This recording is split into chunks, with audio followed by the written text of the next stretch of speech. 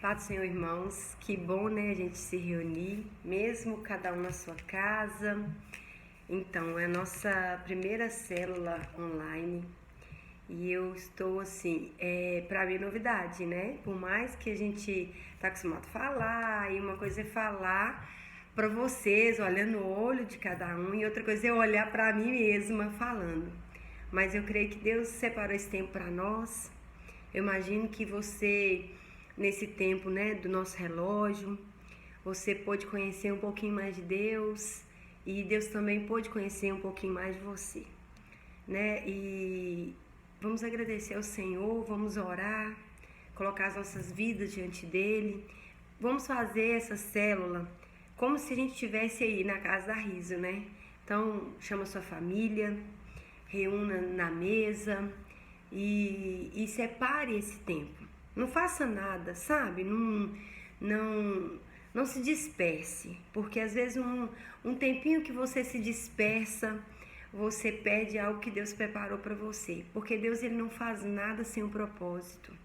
Tudo que Deus faz, irmão, é proposital. Deus tem algo nisso. Tudo que nós estamos vivendo, essa situação mesmo dessa pandemia, não fugir do controle de Deus, como nós temos ouvido o pastor falar, essa quarentena, né, esse isolamento social também. Deus não perdeu o controle de nada. Deus é um Deus que ele é desde a eternidade, ele não muda. Um Deus que guiou o seu povo no deserto não nos guiaria numa situação dessa? Então eu creio que o Senhor está na direção. Eu não sei como que você se encontra, não sei se de repente você está desesperado por causa de emprego, ou às vezes você mesmo, até essa questão de ficar em casa está meio difícil. Vamos orar para que Deus nos dê graça, né? E que nós possamos nos conhecer como família também, porque o mundo aí fora faz muita brincadeira com essa situação, né? Pessoas ensinando a suportar a casa, isso é fora do contexto, né, irmãos? De Deus. Deus não está nessas coisas. Deus quer que nós sejamos unidos em família, somos um só corpo. Vamos orar então? Que o Senhor possa falar conosco nessa noite, né? E que a palavra traga aquilo que nós estamos precisando. Nós estamos congregando em casa, né? Que bênção, porque temos essa oportunidade. Porque a última pandemia que se tem notícia, né? Que aconteceu no século passado, as pessoas ficaram totalmente isoladas. E elas não tinham rede social, elas não tinham como conversar, elas ficaram realmente isoladas. Então nós nascemos nesse tempo, estamos passando por algo que nós não imaginávamos que ia passar, mas que o Senhor tem cuidado de nós, né? Com certeza você tem amigos que você está conversando no WhatsApp, nós temos ouvido a orientação do pastor, nós temos devocionais, enfim, nós não estamos totalmente isolados. Glória a Deus por isso. Amém? Vamos orar? Feche seus olhos agora. Senhor, nós te louvamos e te agradecemos, ó Deus, porque o Senhor continua sendo o mesmo. O Senhor não muda. O Senhor, ó Deus, é um Deus onipresente, onisciente, onipotente. São características que são apenas do Senhor, ó Pai. E nós te louvamos, ó Pai. Eu louvo o Senhor por cada pessoa, Senhor, que nesse momento parou sua vida, parou os seus afazeres, ó Deus, e se conectou, Pai, com a sua família para fazermos juntos essa célula, Pai. No nosso lar, Senhor, em nome de Jesus, Pai, fala conosco aquilo que o Senhor preparou no teu coração para este dia, Senhor, desde a eternidade. Fica conosco. Eu peço ao Senhor que o Senhor esteja em cada lar, trazendo o que cada um necessita, conforto, consolo, cura, em nome de Jesus. Senhor, aquieta aqueles que estão desesperados, aqueles que estão ansiosos, ó Pai. Em nome de Jesus, nos ensina a descansar em Ti, Senhor, porque Tu és e continuarás sendo infinitamente um Deus que vê, que sabe todas as coisas e que continua no controle de todas as coisas. Nós te louvamos, nós agradecemos ao Senhor, apresentamos cada vida. Eu apresento cada criança nas tuas mãos, ó Pai, em nome de Jesus. cada adolescente também, Pai. Que a paz do Senhor, que excede todo entendimento, Senhor, esteja sobre nós, em nome de Jesus. Amém? Então, agora eu vou parar um pouquinho esse vídeo e nós vamos colocar um louvor. E eu pedi, que os nossos irmãos da nossa célula estivessem gravando uma música e nós vamos estar cantando, louvando o Senhor juntos, porque somos um corpo, Então agora nós vamos participar juntos desse louvor. Amém? Irmãos, a paz do Senhor, nós vamos fazer um período de louvor, vamos cantar Sou Casa.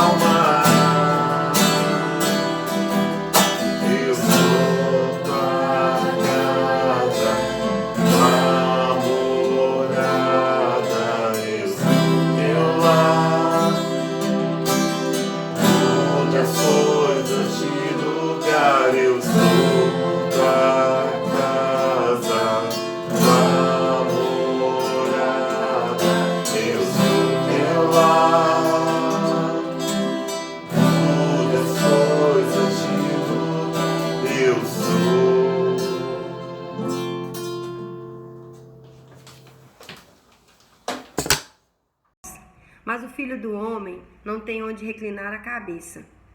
E o outro dos discípulos disse-lhe: Senhor, permite-me ir primeiro sepultar meu pai. Replicou-lhe Jesus: Segue-me e deixa os mortos sepultarem os seus próprios mortos. Irmãos, o nosso estudo de hoje, o tema é: queres seguir a Jesus?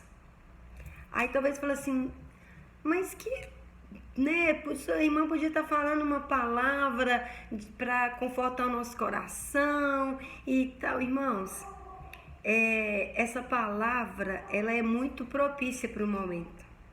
Porque Deus, ele preparou a palavra, preparou o momento, preparou o seu coração aí.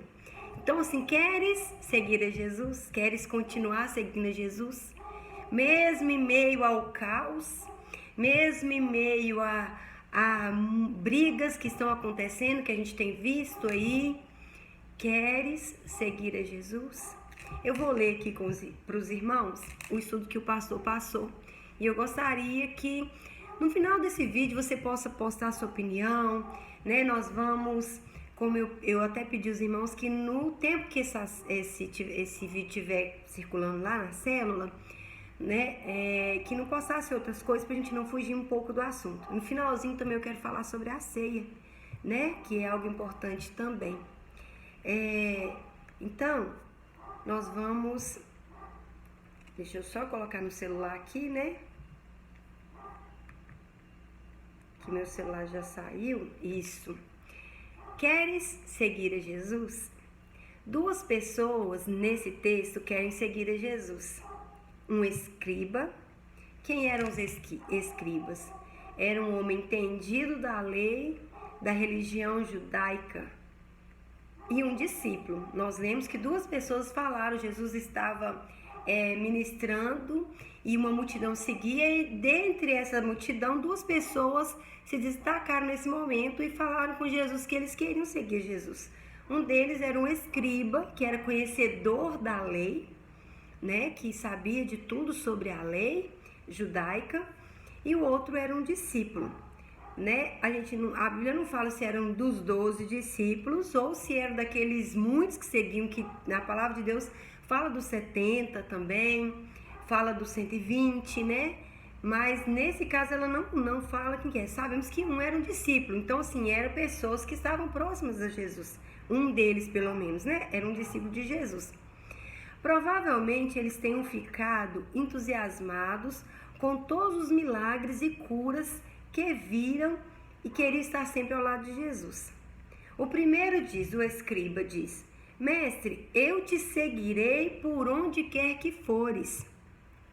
Eu te seguirei, desculpa que agora é o horário que o pernilongo começa a incomodar, né? Eu te seguirei por onde quer que fores.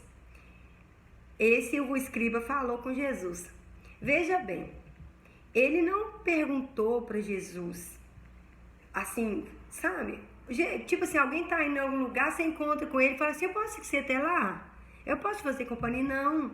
Ele não perguntou para Jesus, Jesus, eu posso te seguir? Não, ele afirmou. Ele fala assim, Senhor, eu te seguirei por onde quer que fores.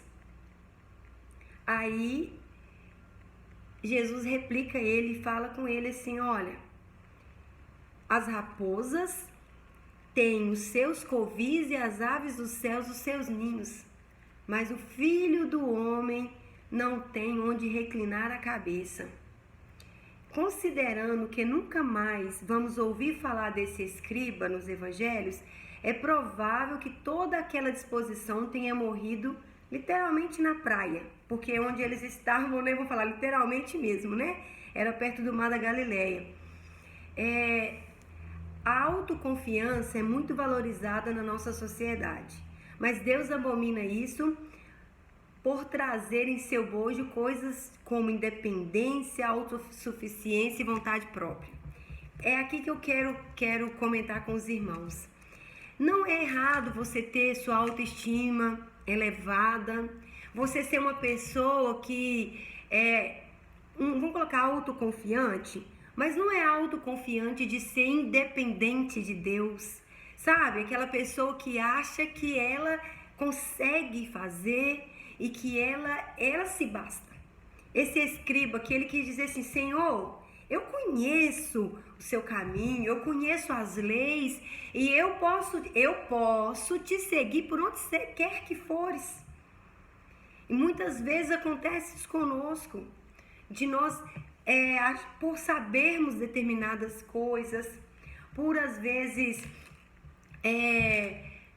termos determinado conhecimento, nós achamos que tá bom, nós achamos que nós nos bastamos.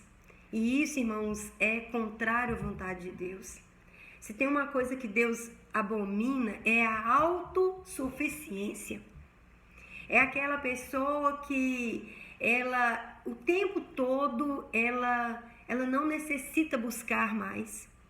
Ela já sabe demais. Ela seleciona até mesmo pessoas para ouvir. Mas o que fulano tem para trazer para minha vida? Eu já sei, eu já sou bom nisso. Sabe, que pessoas que às vezes a gente encontra e que às vezes você quer falar assim, faz isso aqui, coloca um pouquinho mais de sal que vai ficar bom. A pessoa, mas eu já faço isso há tantos anos. Tudo bem que a gente pode saber fazer determinada coisa há tantos anos, mas isso não significa que a gente não possa aprender mais, que a gente não possa buscar mais. Por exemplo, nós tivemos o nosso relógio de oração. Irmãos, eu vou falar para vocês, no primeiro dia, que oba, né? Eu me coloquei na brecha e eu tô orando, não sei se aconteceu com vocês isso, mas os dias foram passando e teve dias, irmãos, de eu entrar no meu secreto, de eu falar: Senhor, eu não tenho palavras, eu preciso do Senhor, irmãos, é isso que Deus quer. Não é como aquele escriba que ele achava que eles conseguiria seguir Jesus porque ele era o cara. Ele não perguntou para Jesus, ele simplesmente achou que ele sabia. Eu te seguirei por onde quer que o Senhor for. Lembra que às vezes a gente fala muito, a gente canta muito, que não importam as circunstâncias, e aí na hora que as circunstâncias batem, a gente vê que não é bem assim? Não é errado, irmãos, a gente não ser autossuficiente, pelo contrário. Não é errado nessa crise você estar talvez abatido. Eu tenho orado, sabe? Eu tenho pedido ao Senhor que Ele fortaleça-nos. Porque, irmãos, por mais que pareça, e eu acho que vai, desculpa, deu um clique aqui. E eu acho que as coisas vão passar rápido, mas é um momento de nós estarmos mais próximos do Senhor. E nós orarmos para aqueles que nós conhecemos que às vezes, irmãos, não estão tão perto do Senhor. Para que quando isso tudo passar, que essas pessoas estejam firmadas na rocha. Eu tenho orado para que Deus não deixe a nossa fé desfalecer. Eu tenho orado para que nós estejamos firmados na rocha. E às vezes a gente pensa que a gente é autossuficiente, a gente sabe demais, né? Eu sou o cara. Nós não somos. Quem é Ele. Quem sempre será é Ele. Deus, ele tem que vir sempre na frente. Ao invés de eu ter uma autoconfiança, eu tenho uma confiança no alto. Porque é de lá que vem o socorro. Você pode ser bom, você pode ser o cara, você pode ser muito bom nas coisas que você faz.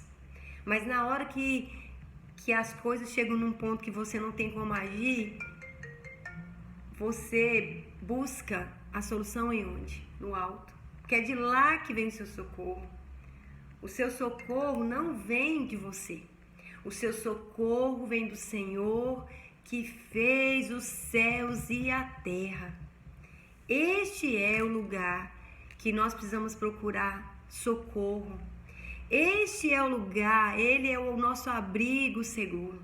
Não nos nossos próprios conhecimentos, não no nosso próprio entendimento, não nas nossas filosofias, não nos nossos achismos, sabe? É abrir mão do que eu acho, do que eu penso e dizer: Senhor, está nas tuas mãos.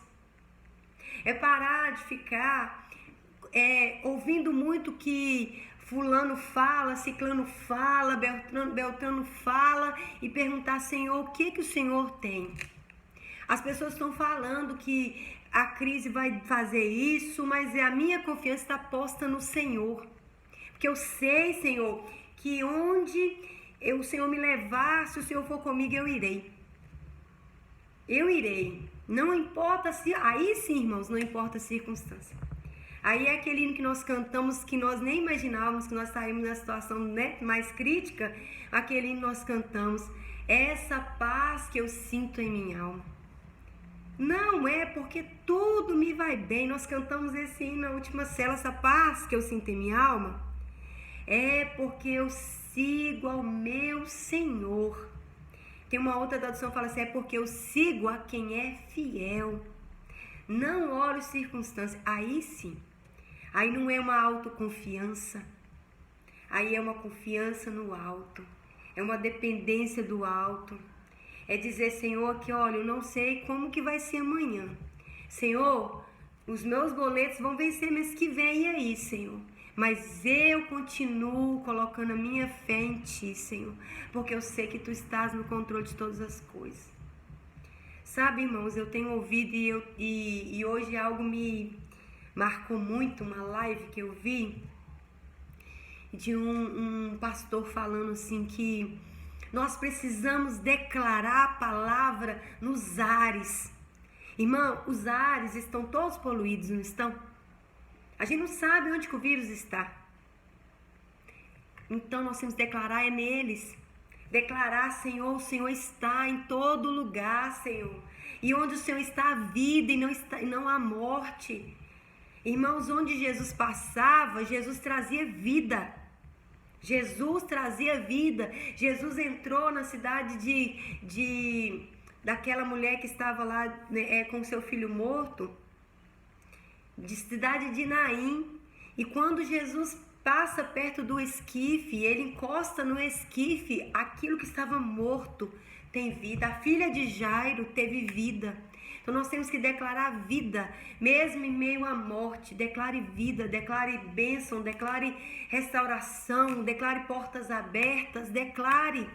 Ao invés de ficar só murmurando, só falando, só vendo e tal, o que aconteceu ali, não, declare a palavra, viva a palavra.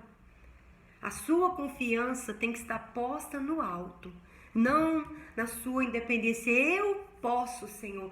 Quando acabar essa crise, porque eu tenho isso, eu estou firme. Não, Senhor, eu posso porque o Senhor é que me fortalece. Eu só vou, Senhor, porque o Senhor vai comigo. Porque se o Senhor não for comigo, eu não vou. Ou se eu vou até um certo ponto e depois. Então nós precisamos confiar no Senhor. Porque o nosso Deus é aquele Deus que mesmo onde nós não estamos vendo a fonte de águas vivas, a fonte de águas jorrando, mesmo onde você não está vendo. Eu já vi pessoas falando que na nossa igreja mesmo, filho perdeu o emprego já, mas nós profetizamos que portas serão abertas, que portas serão geradas e que você seja um gerador dessa porta. Em nome de Jesus, o Senhor vai fazer diferença no nosso meio, irmãos. A palavra do Senhor fala que verão a diferença entre aquele que serve e o que não serve. É aí que nós vamos fazer a diferença. Não na nossa autoconfiança, não na nossa sabedoria. Não é porque eu sei fazer um bolo maravilhoso que a minha confiança tem que estar posta nele. Não, a minha confiança tem que estar posta no Senhor. No Senhor que fez os céus e a terra. Amém? Então esse primeiro homem, esse escriba, a confiança dele estava nele. Eu te seguirei, Senhor. E aí depois? Depois não se ouve falar dele. Jesus falou com ele a verdade e falou assim, eu não tenho onde reclinar a cabeça. Você vai querer isso? Você vai querer dormir na praia? Você vai querer comer muitas vezes mal, outras vezes bem? E aí? Ficar sem tomar banho às vezes? Foi isso que Jesus quis dizer para ele. E disse, né, entre linhas, e depois não se ouve falar mais dele. Amém? O outro, deixa eu virar no celular. Por isso que é bom, né, irmãos? A gente não tem que ter vergonha, não, né? Nós somos família. Então, se meu celular travar, tá? Vocês vão saber que acontece com todo mundo. Amém. O segundo foi aquele discípulo, né? Ao discípulo. O primeiro foi o escriba autoconfiante. E o outro foi o discípulo. O discípulo, ele disse assim: Senhor, permita-me sepultar primeiro os meus pais, né? Deixa-me primeiro fazer as coisas que eu tenho que fazer. Deixa primeiro eu cuidar das coisas dessa terra. E nós temos falado sobre isso, irmãos. Olha, ele falou assim: deixa-me primeiro sepultar os meus pais. E aí Jesus fala assim: olha, as coisas dessa terra, elas são secundárias. Não que Jesus, ele tenha dito para aquele homem assim: olha, sua família não é importante, seus pais não são importantes, não. Mas que Jesus quis dizer para aquele discípulo ali foi assim: olha, buscai primeiro o reino dos céus. Que os mortos, eles vão enterrar os seus mortos. Se você quer seguir a mim, primeiro tem que estar o Senhor. Não primeiro as coisas desse mundo, irmãos. Não primeiro a minha vontade, não primeiro a vontade da carne, mas a vontade do Pai. A vontade de Deus. Jesus, ele quis dizer aqui, olha, que muitas vezes nós colocamos a nossa confiança nas coisas que nós vemos. O pastor escreveu aqui, eu gostaria de ler, olha. O escriba autoconfiante que espera uma vida fácil seguindo a Jesus. Ou o outro, né, cuja prioridade são duas classes de pessoas, no caso. O escriba, que ele falou: Senhor, eu vou te seguir para onde quer que o Senhor for. E aí Jesus fala com ele que não ia ser fácil, e depois a gente não ouve falar dele. E o outro que a prioridade dele não era Jesus. As intenções podem ser até boas, mas é preciso entender que Jesus deve ser o começo, o meio e o fim. Deve ser o motivo e o objetivo. Não a nossa autoconfiança. A nossa confiança também não está nas coisas que nós vemos. Porque o que ele quis dizer para aqueles discípulos lá, disse: olha, você está confiando nessas coisas daqui da terra. É aquela coisa, irmãos, assim, olha, que há tempos nós ouvimos falar que Jesus vai voltar, não é? Jesus vai voltar. E às vezes a gente fica assim: mas Jesus, a gente ouve falar tanto que Jesus vai voltar. E eu acho que Jesus vai demorar um pouquinho. Mas eu ouvi um pastor e eu achei muito bonito ele falando. Ele falou assim: irmãos, que nós precisamos viver como se nós fôssemos viver 100 anos. Planejar as coisas mesmo. E como se Jesus fosse voltar hoje. Olha que tremendo, irmãos. Eu posso planejar as coisas, eu posso ter projetos, eu posso ter alvos na minha vida como se eu fosse viver 100 anos. Né? Eu quero terminar a minha casa, eu quero fazer uma faculdade, isso é lícito. Mas eu quero viver também como Jesus fosse voltar amanhã. Então o que é mais importante? Eu cuidar de como se Jesus fosse voltar amanhã, ou eu cuidar da minha faculdade? Ou eu cuidar disso, eu cuidar daquilo? Quando a gente fala sobre Jesus voltar amanhã e como eu cuidar das coisas daqui, das coisas do céu, aliás, e não das coisas da terra, não significa eu vou deixar minha família de lado. Não, pelo contrário, eu tenho que ser crente dentro da minha casa, porque a minha família precisa ir comigo para o céu. A minha família, eu preciso abrir minhas mãos e dizer aqui, Senhor, o que o Senhor colocou na minha mão. Eu preciso de ter uma vida que não seja uma vida de aparência, como aquele escriba, conhecedor, mas aí na hora que Jesus falou com ele, não é desse jeito, ele simplesmente continuou. E quantas vezes Jesus está-nos ali, irmãos, olha, nesse tempo que nós tivemos. Jesus, ele pode no teu secreto ter pedido coisas a você. E que talvez ali na hora que você falou e tal, e agora você está pensando, e agora, como que eu vou cumprir? Ore, peça ao Senhor força para você cumprir sim o seu chamado, o seu ministério, o seu propósito. Busca o reino de Deus em primeiro lugar. Como Jesus disse para aquele homem assim, olha, segue-me e deixa aos mortos o sepultar os seus próprios mortos. Ou seja, cuida das coisas espirituais primeiro. Como está a sua vida nessa quarentena? Como está a sua casa nessa quarentena? Você está desesperado? Você está preocupado? Como era lícito aquele homem querer sepultar os pais, irmãos? Como às vezes nos é lícito estar preocupados, mas nós não podemos colocar isso em primeiro lugar, não. Você tem que estar preocupado, você tem que estar voltado a sua mente, seu coração, a sua disposição, é para ouvir as coisas que o Senhor tem te falado. É para adorar o Senhor, é para declarar palavras nas regiões celestiais, é para sair do raso. Irmãos, nós precisamos sair do raso. Por muito tempo nós vivemos um evangelho diluído, homeopático. Sabe o que é homeopático? É uma gota num litro. Mas Jesus nos apertou, né, nesses dias. Jesus, ele mostrou que ele pode voltar a qualquer momento. E como nós estamos? Estamos como aquele escriba. Eu vou, Senhor. Pode voltar, Maranata, a hora vem. E se Jesus voltar? Ou como aquele discípulo que está mais preocupado. Nossa, Jesus vai voltar e eu nem fiz isso. Jesus vai voltar e eu tenho que fazer aquilo. Ou isso ou aquilo. Para. O Senhor parou a igreja. O Senhor parou a igreja para a igreja voltar para Ele.